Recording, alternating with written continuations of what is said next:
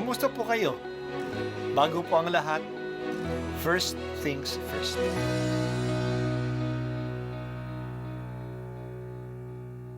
Good morning po. Sinisimulan po natin ngayon ang first things first. At dito po, tinatalakay natin sa unang bahagi ng umaga natin ay ang first readings na binabasa po sa banal na misa. Ito pong tinatalakay natin kasi madalas po kasi marami na tayong alam tungkol sa gospel readings. Pero konti po ang nagsasalita sa first readings. Pero ang first readings, bahagi din po yan ng Biblia, ng banal na kasulatan.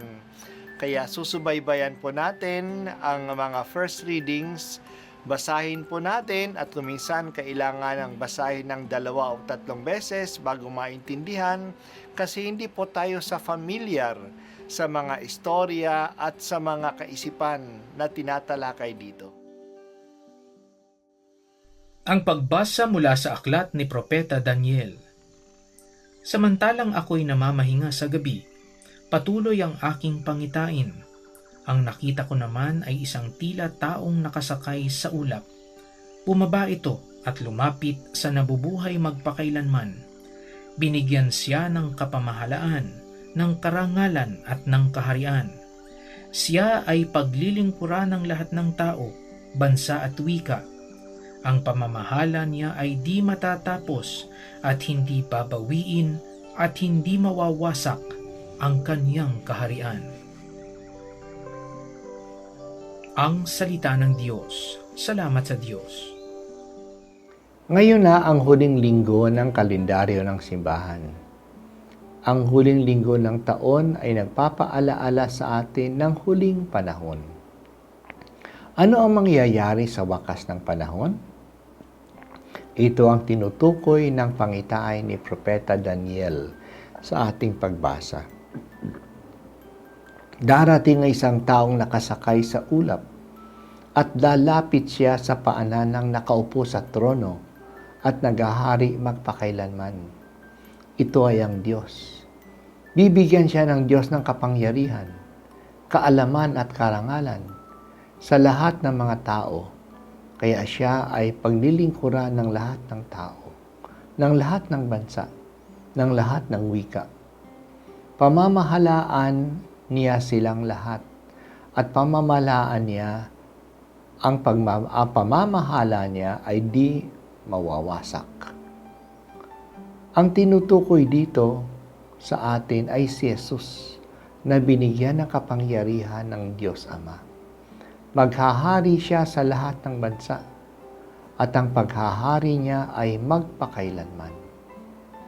Kinikilala natin ngayong linggo ang linggo ng Kristong Hari. Maghahari si Kristo. Magtatagumpay siya. Magiging lantad ito sa wakas ng panahon at mahahayag sa lahat. Ibibigay ang tagumpay sa kanya ng Diyos Ama at ito'y walang katapusan. Pero iba ang paghahari ni Jesus. Nakuha niya ang paghaharing ito hindi sa pamamagitan ng dahas o ng mga sandatang nakamamatay o sa pamamagitan ng kayamanan o panlilinlang. Natamo niya ang kanyang paghahari ng buong pag-ibig ng pag-aalay niya ng kanyang sarili. Kaya naghahari siya sa pamamagitan ng kanyang krus na tanda ng kanyang pagmamahal. Ang lakas at tagumpay ni Jesus ay ang kanyang pag-ibig. Dahil dito, hindi tayo natatakot na paghariin si Jesus sa buhay natin. He will not dominate us, but uplift us because of His love. Paghari ka sa akin, Panginoong Jesus. Magtagumpay ka sa akin. Pagtagumpayan mo ang aking pagkamakasarili, ang aking mga takot, ang aking pag-aalinlangan. Magtagumpay ka sa akin, magtagumpay ang iyong pag-ibig.